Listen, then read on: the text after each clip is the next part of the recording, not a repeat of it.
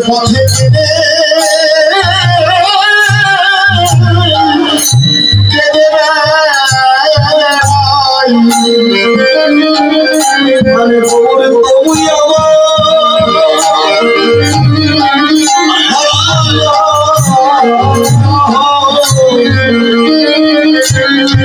আমি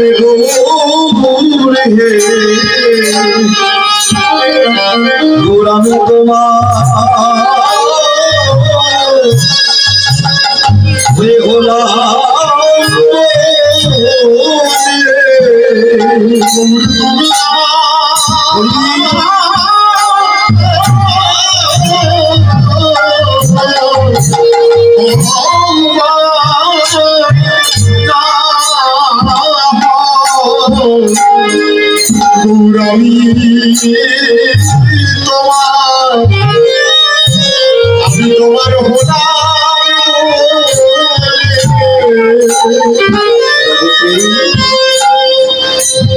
যারা গৌরবে একবার নাম দিয়েছে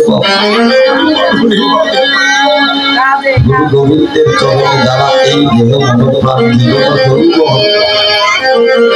তারা সকাল সকাল অর্পণ করেছে এই জগৎ বাবা তারা তাদের এই মনে প্রাণে সদা সর্বক্ষণ চায় হে প্রভু তোমার সত্য পাইবার হে দয়াময় জানি না তোমার চরণ পাওয়ার মতো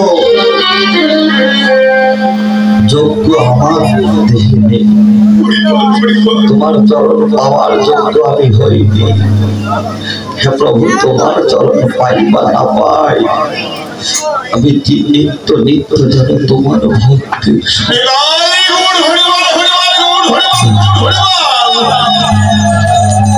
তাই তো বাবা তারা ঘরে রইতে পারে না যেমন রূপ দর্শন করেছিলেন কি এই রূপ দর্শন করেছিলেন ভক্ত সনাতন সনাতন কেমন করে রূপ দর্শন করেছিলেন বাবা সনাতন আগেকার দিনে হোসেন শাহ রাজার রাজবাড়িতে তিনি কর্মচারী ছিলেন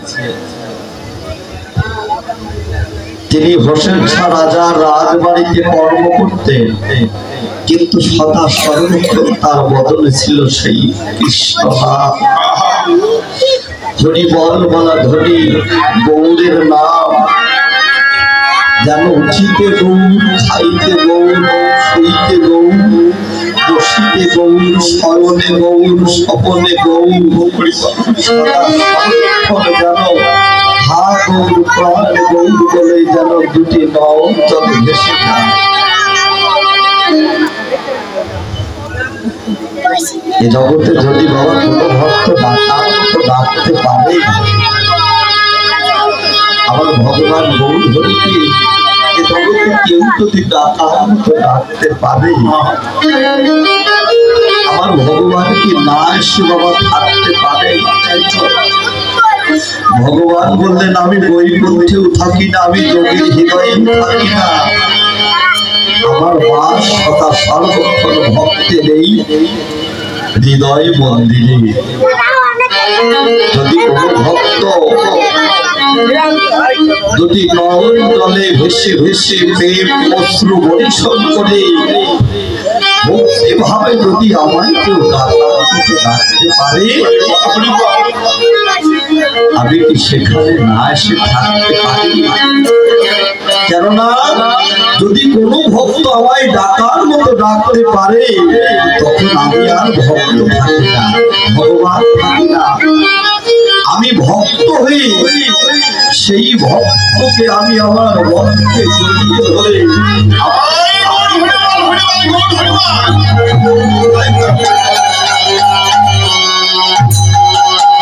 কেননা আমি সেই ভক্তের কাছে চির জন্মের জন্য আমি বিক্রি হয়ে যাই, আমি কিনা হয়ে যাই।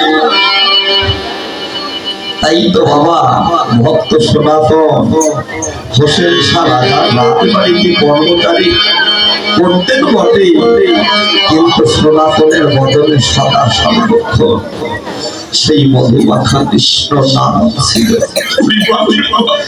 তাই তো সনাতন এমন ভাবে নয়ন জলে প্রভুকে স্মরণ করলো, প্রভু আর দূরে থাকতে পারলো না।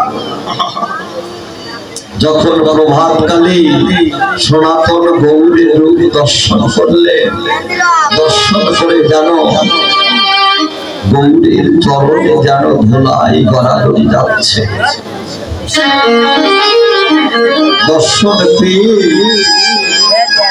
যখন ধুলাই গড়াগড়ি যাচ্ছে, অচৈতন্য হয়ে যখন চৈতন্য হলে তখন আর গৌরকে দর্শন করতে পারল না। হে প্রভু, আমি কি দেখলাম? তোমার ওই মধুমাখা রূপ দর্শন করলাম। হে প্রভু, তুমি কেন আমার সম্মুখে দাঁড়ালে না? প্রভু, তুমি একটিবার দর্শন দিয়ে চলে গেলে। আমি কি তোমার চরণ পাওয়ার উপযুক্ত নয়? হে প্রভু, আমি হয়তো কত জন্মের অপরাধী, আমার মতো অপরাধী মহাপ্রাপী বোধহয় এই জগতে আর একজন নেই। এই বলে সনাতন প্রভাত কালে যেন ধোলাই গড়াগড়ি যাচ্ছে, হাগুর হাগুর বলে। এমন সময় হোসেন শাহ রাজা এসে বলছে, সনাতন সনাতন, তুমি এই প্রভাত কালে এমন করে কান্নাকাটি করছো কেন? এমন করে পাগলামি করছো কেন? এই জগতে যারা ওই মধুর রূপ দর্শন করেছে বাবা, তাদের এই দেহের প্রতি কোনো ভক্ত থাকে না, আত্মস্মৃতি থাকে না, তারা পাগলই দেয়, ধোলায় গড়াগড়ি যায়। তোমার কি হয়েছে? এই জগতে যারা ওই মধুর রূপ দর্শন করেছে বাবা, তারা কি কখনো বলতে পারে আমি কি দেখেছি? আর যারা একবার সেই ধনটাকে আপন করে ধরে রাখতে পেরেছে, তারা কি কখনো প্রকাশ করে? তাই তো সনাতন বদলে নাই কোনো ভাষা, শুধু একটিবার বলছে, ওগো রাজামশাই, ওগো রাজামশাই, আমি আপনার এই রাজগৃহে আর থাকতে পারছি না। আপনি দয়া করে কৃপা করে আমাকে এই রাজগৃহ হতে আমায় ছেড়ে দিয়ে, আমি যে আর থাকতে পারছি। যখন এই কথা বললেন সনাতন, তখন হোসেন শাহ রাজা মনে মনে ভাবলেন, আরে এই সনাতনের মতো সুদক্ষ কর্মচারী, সুদক্ষ কর্মচারী যদি আমার এই রাজগৃহ হতে চলে যায়, তাহলে যে আমার এই রাজ্যটা অচল হয়ে যাবে। সনাতনকে ছেড়ে দেওয়া তো দূরে থাক, পাহারাদারকে আদেশ করলেন, এই পাহারাদার কে কোথায় আছিস, শীঘ্র করে সনাতনকে বন্দী কর। শীঘ্র করে বন্দী করে ওই অন্ধকার কারাগারে রেখে দি। পাহারাদার এসে সনাতনকে ধরে নিয়ে ওই অন্ধকার কারাগারে রেখে দিলে। সনাতন তখন দুটি নয়নের জল ছেড়ে দিয়ে বলছে, তোমার ভজনের কি এতই জ্বালা? প্রভু, তোমার ভজনের কি এতই জ্বালা? এভাবে আমার প্রভু, আমি কত জন্মে মহা মহা অপরাধ করেছি, যাগ যজ্ঞ দেহ পেয়েছিলাম বটে, কৃষ্ণ ভজনের জনক পেয়েছিলাম বটে, কিন্তু হে দয়াময় ভজনের যোগ্য দেহ একদিন তোমার সেবায় লাগলো না, তোমার সাধুগুরু বৈষ্ণবের সেবায় লাগলো না। জানি না এ জীবনে আর তোমার সঙ্গে আমি পাবো কিনা। হে প্রভু, আমার গতি জগতে কিবা হবে, এইভাবে যেন হাগুর হাগুর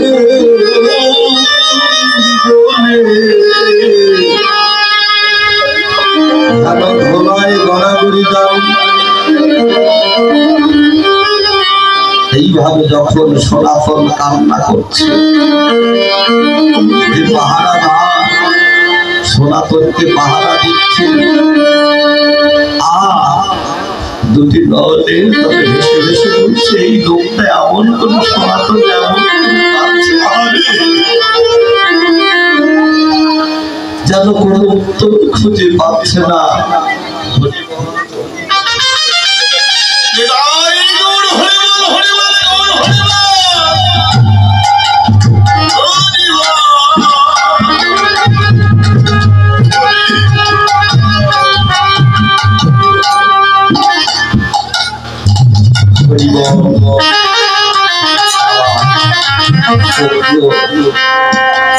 দাদা আমাকে 200 টাকা দান করেছে, কেন দান করেছে জানি না, কেননা ভক্তের মনে যে বাসনাই আমার গোবিন্দ যেন ভক্তের দান আর ভক্তের আশা যেন পূর্ণ করে, যেন এই জন্মে নয় জন্মে জন্মে আমার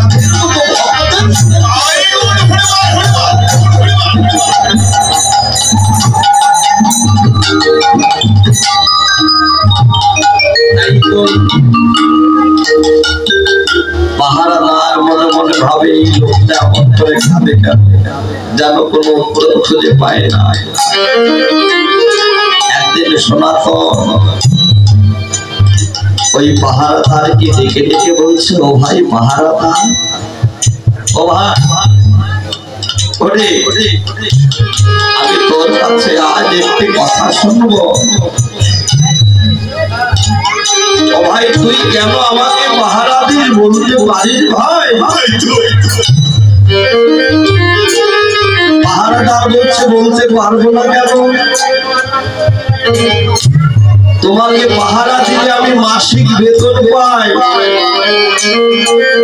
আমি সেই টাকা দিয়ে আমি আমার সন্তান আমার সংসারে আমি চাল ডাল কিনে আমি সংসার চালাই। তাহলে ভাই আজ আমি তোর কাছে একটি কথা বলি, শুনবি? বলো। বলছে, ও ভাই পাহারাদার, তুই একটি বার এই রাজগৃহতে আমায় ছেড়ে দিবি ভাই, তুই একটি বার তোর এই রাজগৃহ হতে আমায় ছেড়ে দে, কেননা এ জগতে যত আছে টাকা পয়সা, যত আছে বাড়ি গাড়ি, আমার যত আছে ধন সম্পদ, আমার মধ্যে যা কিছু আছে আমার সব কিছু আমি তোকে দান করে দেব ভাই, শুধুমাত্র একটি বারের জন্য এই রাজগৃহ হতে আমার ছেড়ে দে। কোন রাজগৃহ? এ জগতে দেখবেন এই মায়া সংসারে হয়তো আমার বাবা কৃষ্ণ ভক্ত, আমার মা ওই পথের পথিক না, সংসারে আরো অনেকে আছে ওই পথের পথিক না, কিন্তু একমাত্র আমার ওই বাবাই জানে কবে আমি এই সংসার হতে মুক্তি পাবো, কবে আমি হা গৌর প্রাণ গৌর বলে ভক্তের চরণ ধুলাই করে যাবো। কবে আমি এই সংসার হতে মুক্তি পেয়ে আমি ঘরের বাহির হব। এ জগতে যে কৃষ্ণকে ভালোবাসে, যারা গৌরকে ভালোবাসে বাবা, একমাত্র তারাই জানে এই কৃষ্ণ ভজনের মধ্যে কত শান্তি, কত সুখ, কত আনন্দ, কত কাদা। যারা একবার ওই নামেতে ডুবেছে মন বাবা, এ জগতে তারাই জানে নাম মিলে আর বান্ধব না। বলছে আমার যা কিছু আছে, আমার সব কিছু আমি তোকে দান করে দেব, একটিবারের জন্য এই রাজ গৃহ হতে আমাকে ছেড়ে দিবি ভাই। তখন পাহারাদার বলছে, ও সোনা তো তুমি কি আমাকে লোভ দেখাচ্ছ? তোমার এই টাকা পয়সা, ধন সম্পদ, বাড়ি গাড়ি তুমি আমাকে দান করলে কেন? আমি কিছুতেই তোমার টাকা পয়সা, ধন সম্পদ দিব না, তোমাকে আমি ছাড়বো না। বলছে ভালো কথা, তবে একটা কথা শোন ভাই, আমি তোকে কেন দান করবো জানিস নাকি?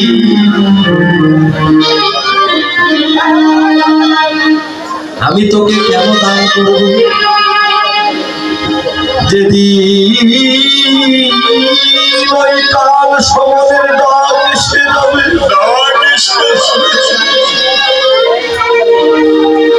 যেদিন ধরাধাম হচ্ছে আবার নাম ধরে বিদায়ের বাঁশি বেজে উঠবে, যেদিন আবার ভবলীলা শান্ত হবে, ও ভাই ভাই ওই শেষের দিনে কি আমার এই টাকা পয়সা, ধন সম্পদ, বাড়ি গাড়ি,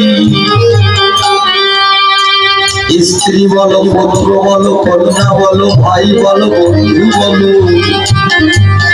তারা আমাকে আজ এত ভালোবাসছে, যেদিন আমার হৃদয়ের চিঠি এসে যাবে, সেদিন কি আপন সাধন কেউ আমার সঙ্গে যাবে, সেদিন তো এই বাড়ি গাড়ি সোনা দানা কিছুই যাবে না। আমি যদি কেউ জগৎ থেকে কীর্তন করতে পারি নিত্য নিত্য, একমাত্র ওই শেষের দিনে আমার হবে, তার ধরে আমায় কাঁধে করে কেউ বলবে বলো হরি, আর কেউ বলবে হরি, কেউ বলবে বলো হরি, আর কেউ বলবে হরি। একমাত্র ওই শেষের দিনে এই মধুমাখা নাম যাবে, আমার সঙ্গে তো কিছু যাবে না। তখন পাহারাদার বলছে, ও ভাই শোনা তো,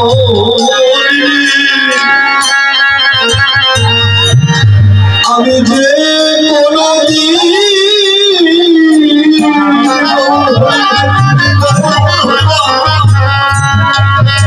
গৌর হরি বস্তু, গৌরের বাস কোথায় ভাই, কোথায় আমার গৌর হরি থাকে, আমি কোনদিন নদী নাই, আর আমি জানবো পাইবা কেমন করে? আমি যে কোনদিন গুরু সঙ্গ করি নাই, আমি যে ভক্তের সঙ্গ করি নাই,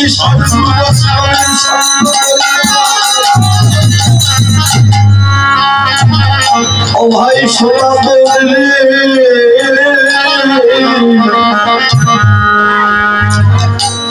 ও ভাই শোনা তো, তোমার কাছে আমার শেষ নিবেদন, আজ আমি তোমায় ছেড়ে দিব বলে যেদিন আমার এই দেহের ভবের খেলা শান্ত হবে, যেদিন আয়ু বেলা ডুবে যাবে, ওই নিদানের কালে ও ভাই সনাতন তোমার কাছে একটি আত্মনিবেদনে দাঁড়িয়ে যায়। যেদিন আমার প্রাণ পাখি উড়ে যাবে, ও ভাই সনাতনের সেদিন তুই আমার সঙ্গ সারা সঙ্গ সারা করি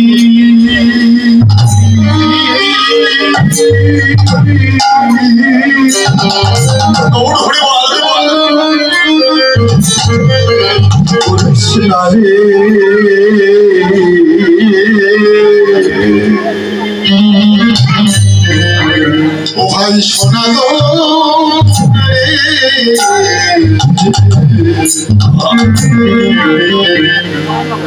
সবাই সঙ্গ ছাড়া সবাই সঙ্গ ছাড়া করি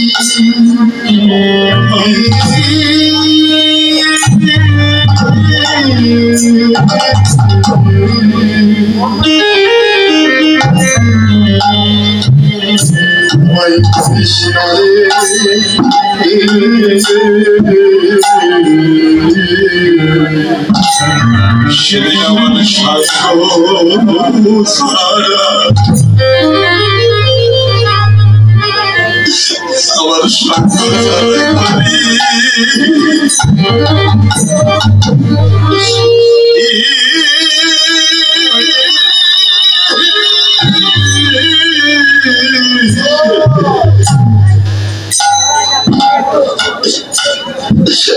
করিস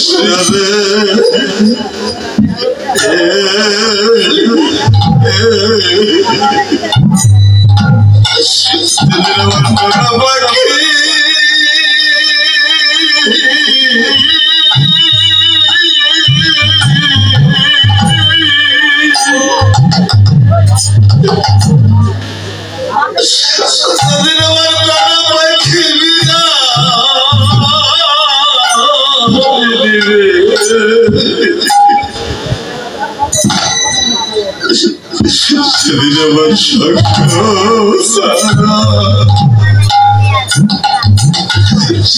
সারা করি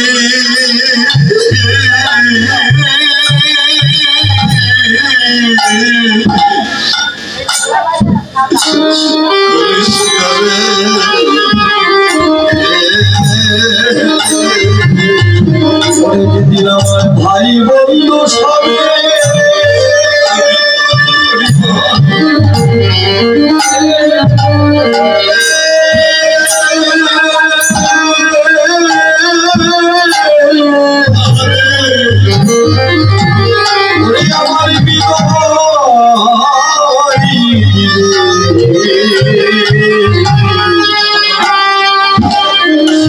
সঙ্গ আমায় করি